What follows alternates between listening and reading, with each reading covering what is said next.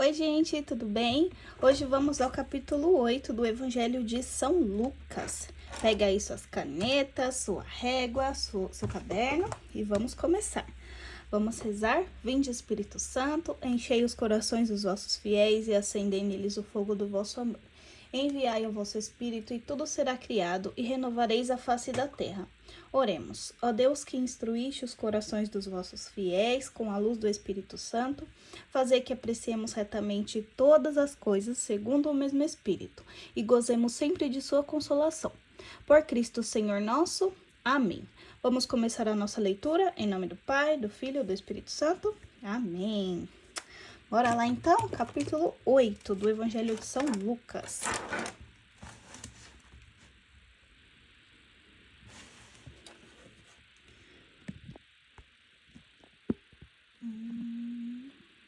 Foi. Depois disso, Jesus andava pelas cidades e aldeias, anunciando a boa nova do reino de Deus. Os 12 estavam com ele, como também algumas mulheres que tinham sido livradas de espíritos malignos e curadas de enfermidades. Maria, chamada Madalena, da qual tinha saído 7 demônios. Joana, mulher de Cusa, procurador de Herodes, Susana e muitas outras que o assistiam com suas posses. Havia se reunido uma grande multidão. Eram pessoas vindas de várias cidades para junto dele. Ele lhes disse esta parábola.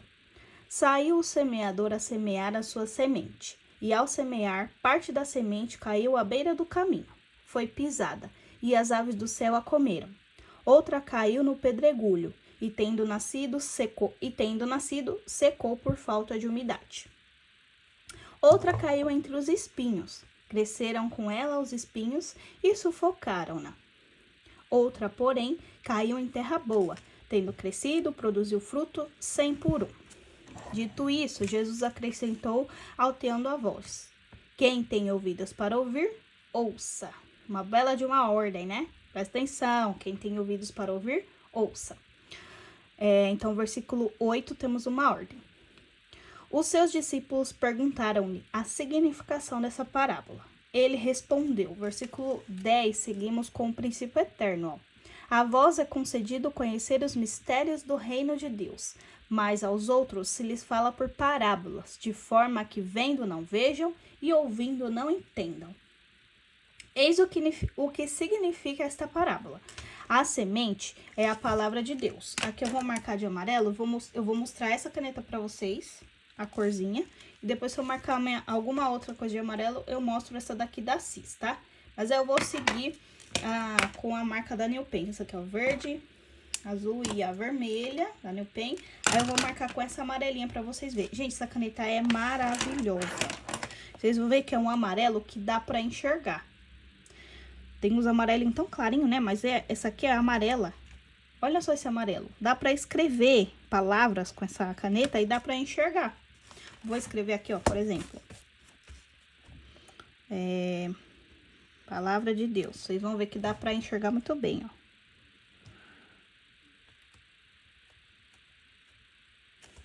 Tá vendo? É um amarelão. Palavra de Deus. Aí depois eu uso a outra caneta da Cis pra vocês verem a diferença. Essa é um amarelo mais fechadinho. E essa da Cis é um amarelo um pouco mais claro, mas que dá pra ver muito bem também a pigmentação dela. Só mostrando pra dar dica de marcar texto pra vocês. De caneta, né? Então, seguindo, eis o que significa esta parábola. A semente é a palavra de Deus. Os que estão à beira do caminho são aqueles que ouvem, mas depois vem o demônio e lhes tira a palavra do coração, para que não creiam, nem se salvem. Aqueles que a recebem em solo pedregoso são os ouvintes da palavra de Deus, que a acolhem com alegria, mas não têm raiz, porque creem até certo tempo, e na hora da provação a abandonam. Aqui caiu entre os espinhos, estes são os que ouvem a palavra, mas prosseguindo o caminho são sufocados pelos cuidados, riquezas e prazeres da vida, e assim os seus frutos não amadurecem. A que caiu na terra boa são os que ouvem a palavra com o coração reto e bom, retém-na e dão frutos pela perseverança. Peraí, vamos aqui marcar então com a amarela da Cis. Essa daqui, ó, Cis de Miguel. Ela é ponta 001 e ela é bem grossinha. Vou marcar esse versículo 15 aqui de amarelo pra vocês verem, ó. É um amarelo um pouquinho mais claro, mas que também dá pra enxergar muito bem, tá vendo? Ó. O amarelinho da Cis e o amarelinho da New Pen. Eu gosto mais do amarelo da New Pen, mas minha caneta está acabando. Por isso que eu tô marcando essa daqui, ó. Tipo, já acabou a tinta dela, ó. Tá aqui só um pouquinho. Aí eles têm outra marca dessa caneta, que é... Deixa eu fazer assim. Que é dessa mesma, ó, Sensation. Só que essa daqui, ela é 1.0. Essa daqui, eu acho que é 0.7. Ela é fina. E aí eu não gosto muito. Tipo, a cor também é amarelinha, tá vendo? Só que ela é muito fininha pra marcar o amarelo, né? As outras cores dá pra marcar, ó. Tá vendo a diferença? Vou mostrar mais de perto pra vocês. Ó, essa aqui é a 0.7 da New Pen. Essa daqui é a 1, que ela tem o corpinho transparente. Ó, ela é muito boa essa caneta, sério. E aí tem a da Cis, que também é muito boa, ó. É um amarelo que também dá pra enxergar. Tá vendo? É aquela cor que tem uns amarelinhos, gente. Que caneta amarela é difícil achar uma boa. E amarelo é minha cor preferida. Tipo, se eu pudesse, eu marcaria tudo de amarelo. Mas aí então a dica é essa daqui, ó, da caneta amarela, tá? Esse corpinho transparente, que essa aqui é a caneta fina, essa caneta mais grossa. Pra marcar, eu acho melhor. E a da Cis. E o marca-texto amarelo da Faber mesmo, porque maravilhoso, não mancha. Se tiver também da New Pen, você pegar o kitzinho da New Pen, é boa também, tá? Aqui, ó, não marca, tá vendo? Fica a sombra, mas normal, né? Porque a folha é fina, mas ele não mancha a folha pro outro lado. Então é isso. Eu marquei aqui pra vocês verem, mas aí depois a gente marca o resto, tá bom? Seguindo, então, na nossa leitura, no capítulo 16. Ninguém acende uma lâmpada e a cobre com um vaso ou a põe debaixo da cama, mas a põe sobre um castiçal, para iluminar os que entram. Versículo 17, aqui temos um princípio eterno. Porque não há coisa oculta que não acabe por se manifestar, nem secreta que não venha a ser descoberta. Ou seja, Deus sabe de todas as coisas. Não adianta querer esconder uma coisa de Deus, porque não há como ficar escondida e oculta, né? Tudo vai se manifestar, tudo vai ser descoberto. Então, aqui é uma bela de uma mensagem. Deus sabe de todas as coisas. Então, não adianta querer esconder uma coisa, porque Ele sabe de tudo. Versículo 18, seguimos de uma promessa. Mas nessa promessa aqui tem um verbo aqui, ó, de ordem. Então, vede. Vede é uma ordem. Pois, como é que ouvis? Porque ao que tiver volta. Vede, pois, como é que ouvis? Porque ao que tiver lhe será dado, e ao que não tiver, até aquilo que julga ter lhe será tirado. Então, isso aqui é uma promessa, né? O que tem será dado, o que não tem, até o que não tem lhe será tirado. Aí, seguindo aqui. A mãe e os irmãos de Jesus, aqui já sabemos, já estudamos, já falamos sobre esses irmãos de Jesus, que são os parentes, né? Os primos, os parentes próximos, mas não os irmãos de sangue. Já estamos cansados de saber disso aqui. Então, bora lá entender que isso aqui não são os irmãos, né? Os filhos de Maria, não. Os irmãos, parentes. Tá até escrito aqui, ó, os irmãos entre aspas, né? A mãe e os irmãos de Jesus. Foram procurá-lo, mas não podiam chegar-se a ele por causa da multidão. Foi-lhe avisado: tua mãe e teus irmãos estão lá fora e desejam ver-te. Versículo 21, temos um princípio eterno. Ele lhes disse: minha mãe e meus irmãos são estes, que ouvem a palavra de Deus e a observam. Então aqui Jesus está querendo dizer que quer aumentar a sua família, né? Não desprezar sua mãe, mas aumentar, né? Quem ouve a palavra de Deus e observa. Num daqueles dias, ele subiu com seus discípulos a uma barca. Disse ele: passemos à outra margem do lago. E eles partiram. Durante a travessia, Jesus adormeceu. Desabou então uma tempestade de vento sobre o lago. A barca enchia-se de água e eles se achavam em perigo. Aproximaram-se dele então e o despertaram com este grito: Mestre, mestre, nós estamos perecendo. Levantou-se ele e ordenou aos ventos e à fúria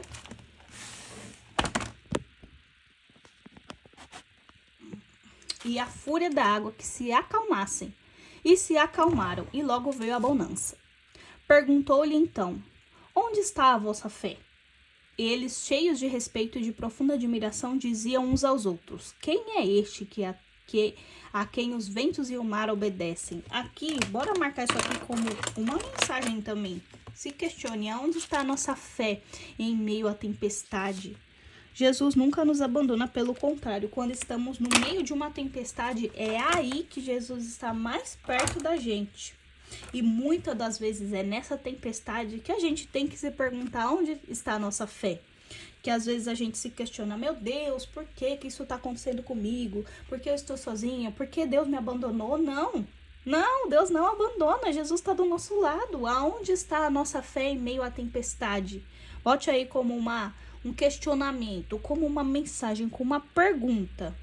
Se pergunte e se questione no meio da tempestade.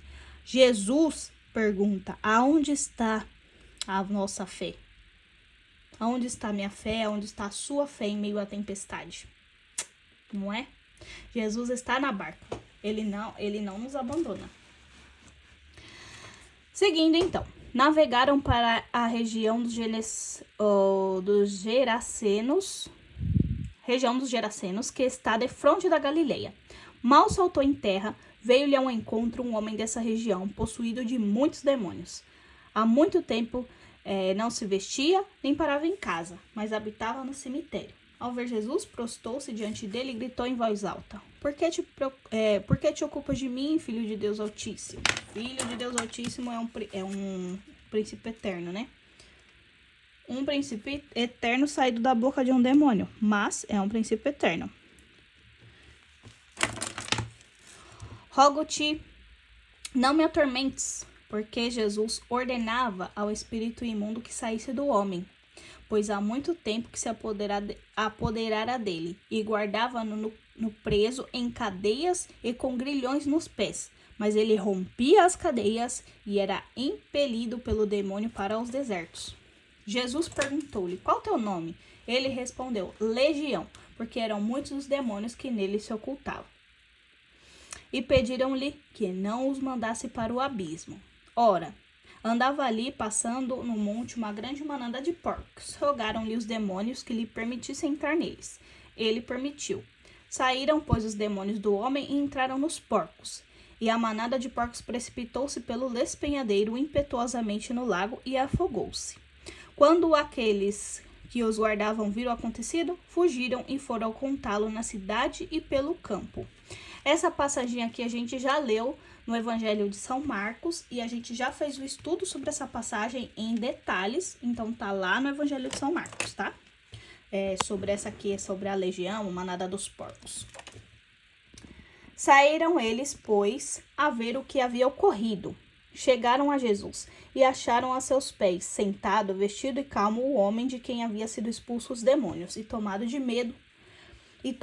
medo, ouviram das testemunhas a narração desse exorcismo. Então todo o povo da região dos Gerasenos rogou a Jesus que se retirasse deles, pois estava possuído de grande temor. Jesus subiu à barca para regressar. Neste momento, pedia-lhe o homem de quem tinha sido saído os demônios para ficar com ele. Mas Jesus despediu-o dizendo, aqui temos uma ordem, né? Volta para casa e conta quanto Deus te fez. E ele se foi, publicando por toda a cidade essas grandes coisas. Então aqui, depois, né, de ser expulso os demônios e tudo mais, Jesus pede para que ele vire um evangelista, que ele vai evangelizando, conte o que Deus te fez, né? Vai anunciar o reino, vai anunciar o que eu fiz. Geralmente Jesus fala assim, quando acontece o milagre, Jesus fala, não é para contar para ninguém. Jesus sempre fala assim, né? Não conta para ninguém. O pessoal vai lá e sai contando para todo mundo. E aqui Jesus falou, vai contar. Jesus não pediu para ele ficar quieto, Jesus pediu para ele anunciar, né? Aqui é diferente. Vai, meu filho, conta para todo mundo o que te aconteceu. Vai lá, publica para toda a cidade. Seguindo. À sua volta, Jesus foi recebido por uma multidão que o esperava. O chefe da sinagoga, chamado Jairo, filho de Jairo, né? Foi ao seu encontro, lançou-se aos seus pés e rogou-lhe que fosse à sua casa, porque tinha uma filha única, de uns 12 anos, que estava para morrer.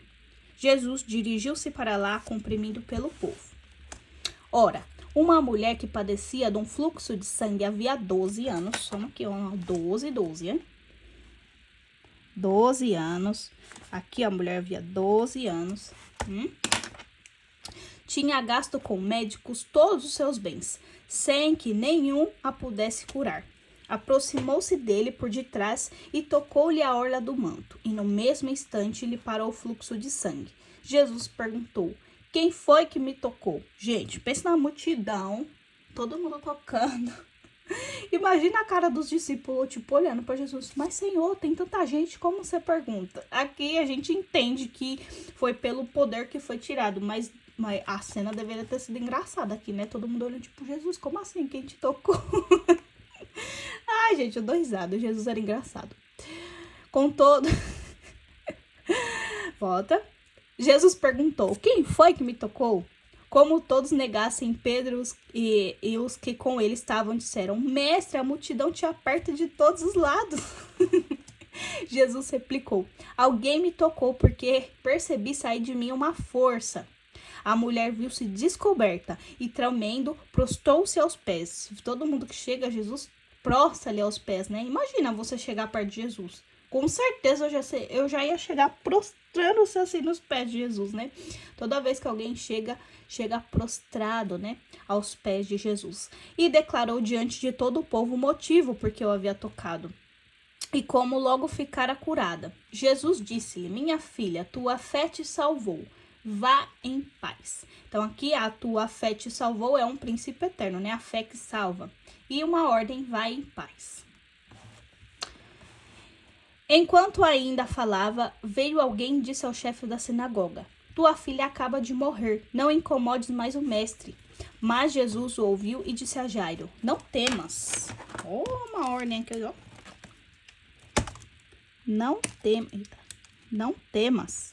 Ordem, seguida de promessa. Crê somente, ela será salva. Quando Jesus chegou à casa, não deixou ninguém entrar com ele, senão Pedro, Tiago e João, com o pai e a mãe da menina. Todos, entretanto, choravam e se lamentavam. Mas Jesus disse, outra ordem: não choreis, a menina não morreu, mas dorme. Zombavam dele, pois sabiam bem que estavam morta. Mas, segurando a mão dela, disse em voz alta: menina, levanta-te. Também uma ordem, né? Voltou-lhe a vida e ela levantou-se imediatamente. Jesus mandou que lhe dessem de comer.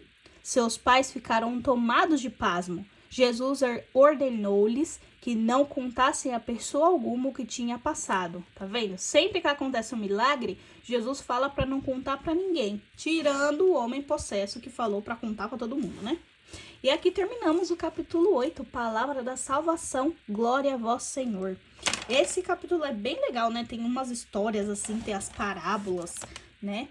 Dá para tirar muita coisa, dá para tirar muitas mensagens, para fazer muitas meditações, mas a mensagem que eu deixo aqui, para terminar, para fechar, é: onde está a nossa fé em meio à tempestade? Não devemos nos esquecer desse versículo aqui, ó. Então, do versículo 25, perguntou-lhes então: onde está a nossa fé? Esse aqui eu vou até marcar de marca-texto amarelo fluorescente. Não vou nem marcar com marca-texto normal, vou marcar com esse aqui, ó.